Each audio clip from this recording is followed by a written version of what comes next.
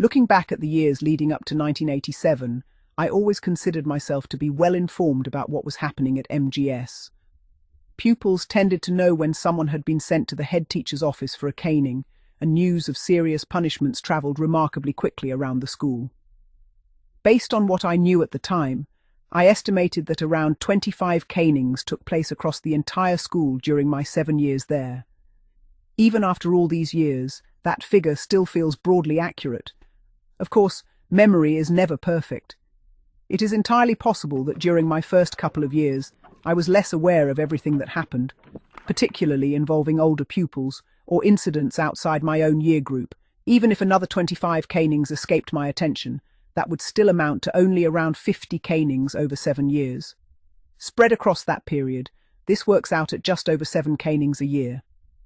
Considering that there were approximately 750 to 775 pupils eligible for corporal punishment, excluding the 6th form, the likelihood of any individual pupil receiving the cane in a given year was well under 1%. Contrary to the impression sometimes given in popular culture, being caned was an exceptional event rather than an everyday occurrence. Most pupils completed their entire school career without ever experiencing it. When I compared experiences with friends who attended the local technical college or neighbouring secondary schools, a slightly different picture emerged. They often spoke of classroom punishments, particularly slipperings administered by individual teachers. These were generally carried out by classroom staff, the vast majority of whom were women, while a smaller number of men also retained the authority to use such punishments. Overall, around 4 out of every 5 teachers involved in day-to-day discipline were female, with the remaining 1 in 5 being male.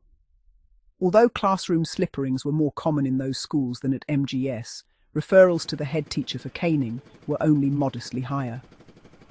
Recalling conversations from more than 40 years ago, I would estimate that schools of around 600 pupils averaged perhaps 15 to 18 canings each year. Even then, the statistical chance of any individual pupil being caned remained relatively low, at roughly 3% annually. Most of the local secondary modern schools were mixed schools. However, not all of them administered corporal punishment to girls. Where they did, boys were generally punished much more frequently, perhaps 3 times as often. As a result, a girl such as Jenny attending one of those schools would probably have faced a similar overall likelihood of receiving corporal punishment as I did while attending MGS. Practices also varied considerably depending on the region of the country.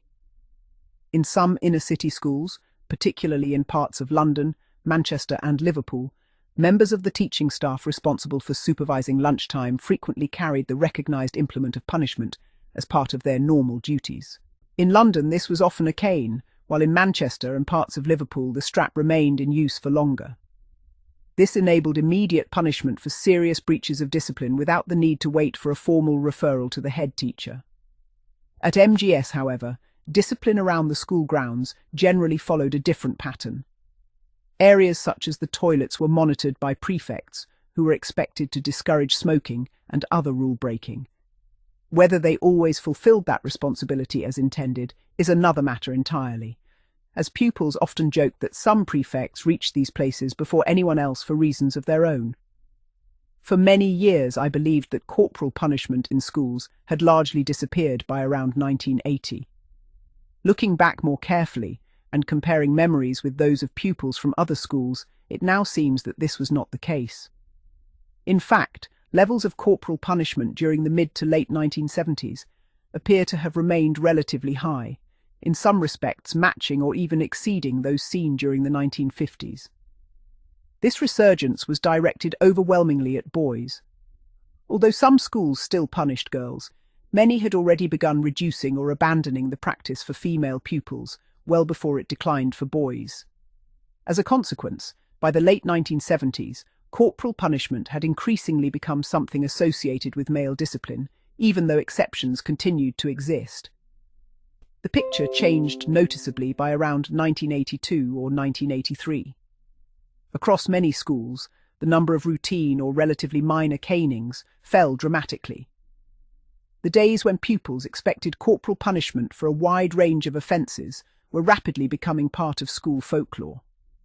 Increasingly, schools reserved the cane for the most serious disciplinary cases, involving deliberate defiance, persistent antisocial behaviour, or repeated breaches of school rules.